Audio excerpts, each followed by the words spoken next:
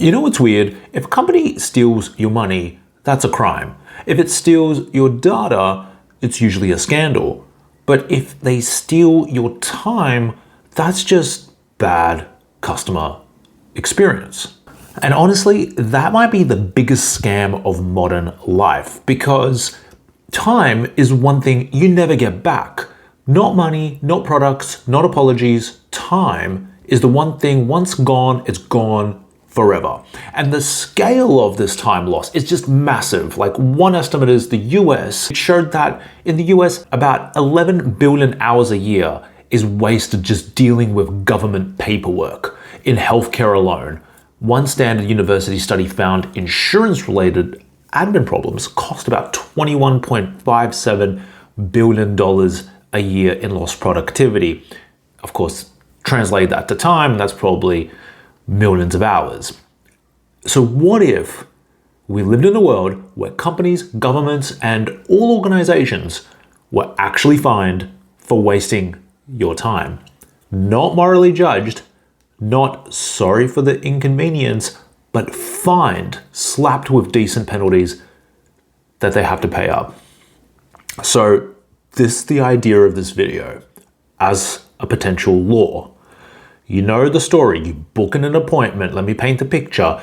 You're there for 47 minutes waiting around. You call up a customer service support, you're put on hold for 33 minutes, you get transferred 3 times, and each time the operator asks the same damn questions because they just don't have, stupidly, the right damn software to just save what you said in the first phone call. You go online, you fill out a form, you have to do it 3-4 times, it forgets the same data. They email you asking for the same information that you gave them already. Those examples, that's not bad service. That in the future should be a time crime. That's the name for what this is. Entities are already fined when data breaches occur. Directors have to pay huge fines when that happens. You waste a police officer's time, they fine you for that. This time wasting episode no doubt needs to be recorded, what ends up happening when you do have time crimes, and it needs to be quite foolproof. And many times it's possible to know this is due to email records or customer service recordings on a phone. And if you like what you hear right here, feel free to check my ebook, which goes into such ideas, down in the description below. And this time suck has real consequences. Research shows that 96% of customers who go through a high effort, meaning time crime, interaction, become actively disloyal to that brand. Even worse, only 4% of customers who endure a painful resolution process for that time crime end up repurchasing again anyway, compared to 94% that actually went through a effortless non-time crime process. And if we're being honest, this happens just everywhere. Hospitals, banks, telecom companies, government agencies, the list just keeps going on. Now look, we'll get to the point where I'm gonna say okay, you can't just fine everybody out of existence and bankrupt all these, entities, these businesses, these governments is different because they could probably, get more money and print it. We can't enforce time crime penalties for a tiny delay within reason. Nobody's advocating for that. I'm not talking about that at all. But for real measurable waste, something brought before a judge would say a reasonable person, as they always do, would agree that this mistake that made this person waste X amount of hours of their life, this should be reimbursed with hundreds of dollars. The time wasting episode, no doubt, like I said, needs to be as foolproof as possible for this to be able to be implemented by the law.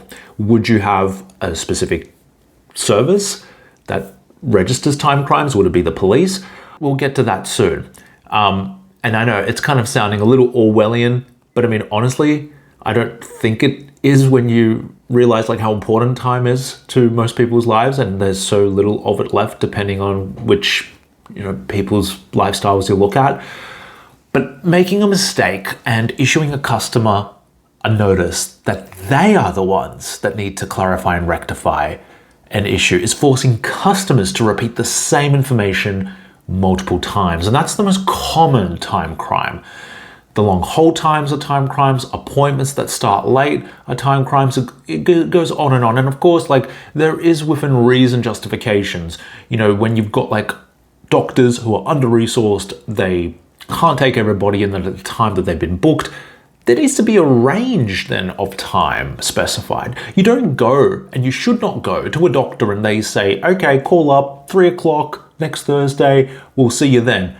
It should be 3 to 3:30 because they should have done the data work beforehand. Statistically, they should know that it takes a 30-minute period between when the person arrives at 3 to then get into the doctor's office. They could get lucky and get in at 3:02. They could also get unlucky and get in at 3:28 p.m. But they would already know that. They should be already tracking that. So don't give me this whole, yeah, we'll see you at 3:45. It should always be a 30-minute range that you're providing someone.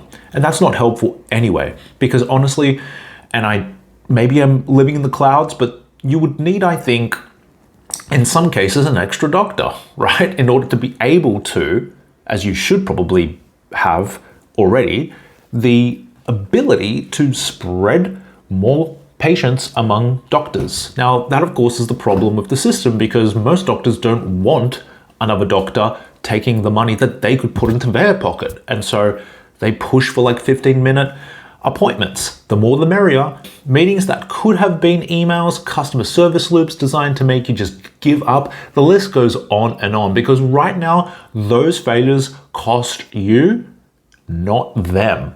That's the problem. Big business and monopolies, oligopolies have no real financial reason to respect your time unless the government punishes them for it.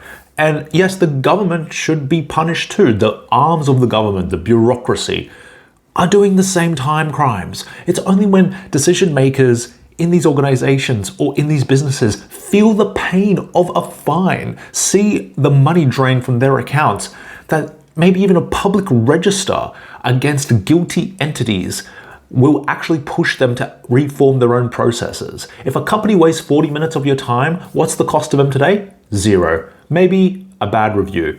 Maybe you complain. That's as good as it gets. But if you're an oligopoly, monopoly company, you don't give a damn about that.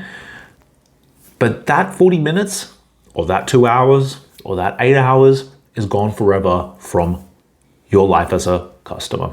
That's the hidden tax that no one talks about. It's a time tax, it's a time crime. So in some legal systems, anyone can be fined or ordered to pay costs when they waste legal or judicial or law enforcement time.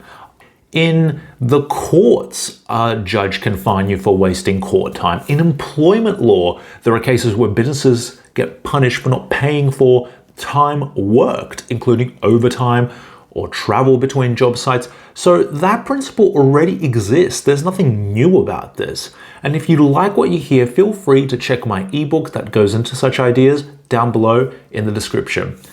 Imagine if companies were rated publicly on the internet, more than likely, not just on price, not just on honesty and all that, but on time and how well they treat you and your time. A bank that answers under 2 minutes gets rewarded. A clinic that runs on time when they tell you to come, you actually get the appointment, gets rewarded. A telecom company that fixes your issue in one call, doesn't delay and regurgitate and push you through to another and another and another operator, gets rewarded. A government department that doesn't make you upload the same damn thing and say the same damn thing 4 times, gets rewarded. Now, if that existed suddenly, efficiency becomes a virtue and not a bonus in life.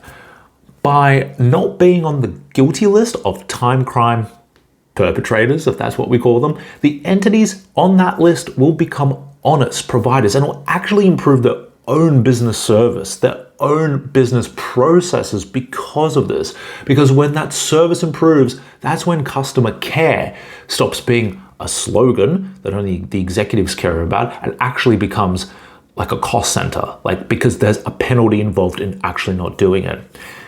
And maybe that's a bigger truth here, because people who waste your time usually do it because they know they can.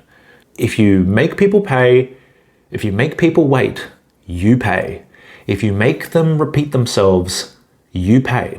If your system turns 5-minute tasks into a 50-minute ordeal, you pay. Because respect for time is respect for people. And if someone doesn't respect your time, they likely don't deserve what you're paying or giving to them. If you like what you hear, feel free to check my ebook that goes into such ideas down below in the description. Please like, subscribe, and leave a review. Talk to you next time.